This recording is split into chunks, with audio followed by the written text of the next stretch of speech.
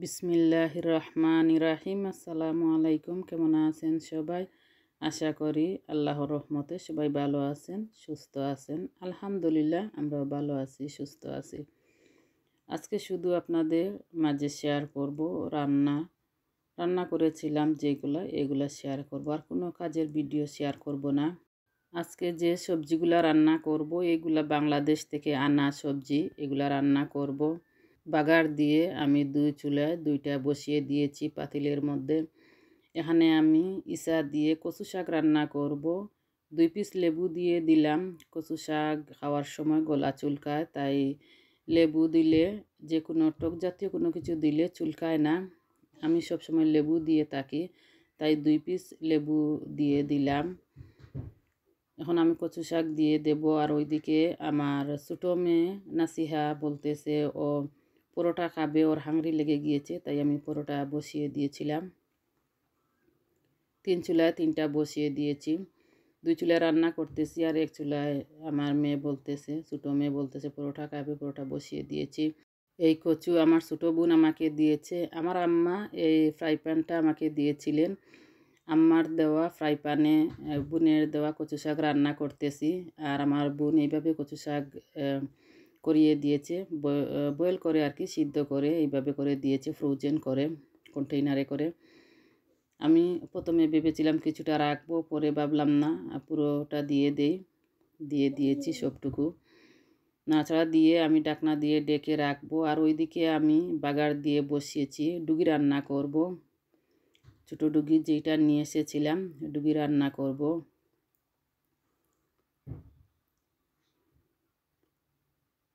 এখানে আমি শৌলের শুটকি, মশলা বাগার দিয়ে শৌলের শুটকি বসিয়ে রেখেছি। এখন মাছ দেব, ডুগির সাথে কিছু আলু দেব। আলু দিয়ে মাছ দিয়ে শুটকি দিয়ে আজকে ডুগি রান্না করব। খাওয়া পরে বস দিতেছি, তাই বললাম যে রান্না করেছি ডুগি খুবই ভালো ছিল, খুবই মজা হয়েছে। ভালো জিনিস খেতে খুবই ভালো লাগে। রান্না করার পরে যখন আমরা খাই তখন বুঝতে পারি এই জিনিসটা ভালো। এটা কিন্তু খুবই ভালো ছিল, ডুগি খুব মজা হয়েছে। আজকে যে 3টা কারি রান্না করব, 3টা কারি বাংলাদেশ থেকে আনা সবজি দিয়ে কারি রান্না করতেছি। বাংলাদেশ থেকে আনা শুটকি দিয়েও রান্না করতেছি। এইটা ছোটো ডুগি। একটা লাইক দিয়ে আমার পুরো ভিডিওটি দেখবেন। আপনি যদি নতুন হয়ে থাকেন আমার চ্যানেলটি সাবস্ক্রাইব করবেন। যারা করেছেন আপনাদেরকে অসংখ্য অসংখ্য ধন্যবাদ। আপনারা অনেক সুন্দর সুন্দর কমেন্টস করেন, আপনাদেরকে অনেক অনেক ধন্যবাদ। কথা বলতে ভুল হলে ক্ষমা সুন্দর দৃষ্টিতে দেখবেন, এটা আমি প্রায় সময় বলে থাকি। আমাদের ইউকেতে তো খুবই ঠান্ডা পড়েছে, ঠান্ডার মধ্যে কাজ করতে ভালো লাগে না। ইউকেতে তো প্রচুর ঠান্ডা থাকে, জন্য বাংলাদেশে এখনও ঠান্ডা ওইভাবে পড়েনি। আমাদের তো পুরো বছর ঠান্ডা থাকে, গরম খুব কম থাকে। বাংলাদেশের ডিসেম্বরের যে ঠান্ডা, এই দেশের সামার টাইম, গরমের টাইম এরকম ঠান্ডা থাকে। বাংলাদেশের ডিসেম্বরের ঠান্ডার যে সময় যেরকম ঠান্ডা থাকে। মাছ দিয়ে আলু দিয়ে ডুগি দিয়ে আমি নাড়াচাড়া দিয়ে ঢাকনা দিয়ে ডেকে দিয়েছি। কচু শাকের মধ্যে কিছু কাঁচামরিচ কেটে দিলাম। রান্নার লাস্টের দিকে যদি একটু কাঁচামরিচ উপরে দিয়ে নাড়াচাড়া দিয়ে দেই তাহলে খুবই ভালো লাগে। কাঁচামরিচের যে কাঁচা কাঁচা একটা ফ্লেভার, এটা কিন্তু আমার কাছে খুবই ভালো লাগে। তাই আমি অনেক সময় রান্নার শেষের দিকে যখন নামানোর সময় আমি একটু কাঁচামরিচ দিয়ে দেই, যেভাবে আমরা ধনেপাতা দিয়ে থাকি এইভাবে। ওইদিকে আরেকটা পরোটা বসিয়ে দিয়েছি। আমার নাইম বলতেছে ও পরোটা খাবে, নাসিহার পরোটা খাওয়া দেখে নাইমও বলতেছে পরোটা খাবে, তাই নাইমের জন্য একটা বসিয়ে দিয়েছি। কাঁচামরিচ কয়েক পিস কেটে দিয়েছি ডুগির মধ্যে, দিয়ে একটু পানি দিয়ে দিলাম। আর ডুগি রান্না করলে পানি একটু কম দিলে, ঝোলের জন্য যে পানি দিয়ে থাকি একটু কম করে দিলে খুবই ভালো হয়, খেতে অনেক মজা হয়। অনেক কারি আছে দেখবেন একটু বেশি ঝোল হলে ভালো লাগে, আবার অনেক কারিতে একটু কম ঝোল হলে খুবই ভালো হয়। পরোটাটা উল্টিয়ে দিয়েছি। চিকেন তান্দুরি বসিয়েছিলাম।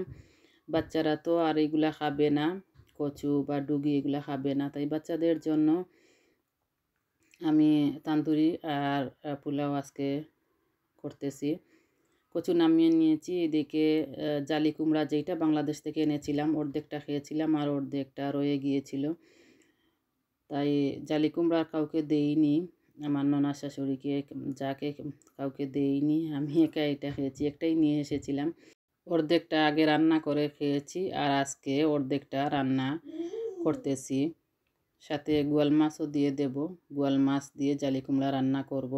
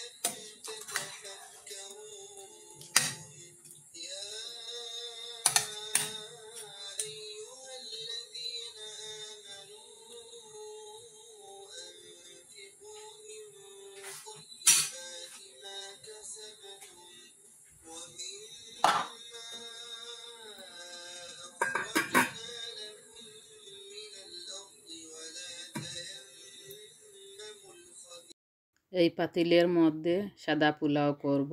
আদা রসুন একটু ব্লেন্ড করা পেঁয়াজ দিয়ে দিয়েছি, কালো জিরা, আস্ত জিরা, গরম মশলা, আস্ত গরম মশলা দিয়ে দিয়েছি।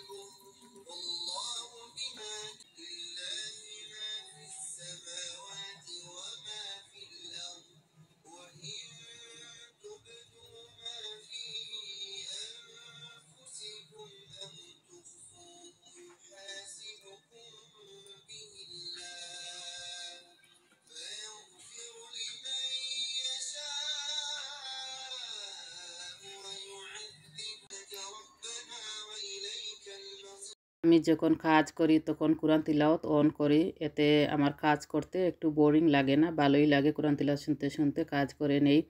নাফিসার আব্বা শপিং করে নিয়ে এসেছিলেন, আমার মেয়েরা এগুলা টাইডি করে রেখেছে। আসসালামু আলাইকুম, আজকে এই পর্যন্ত, ভালো থাকেন সবাই।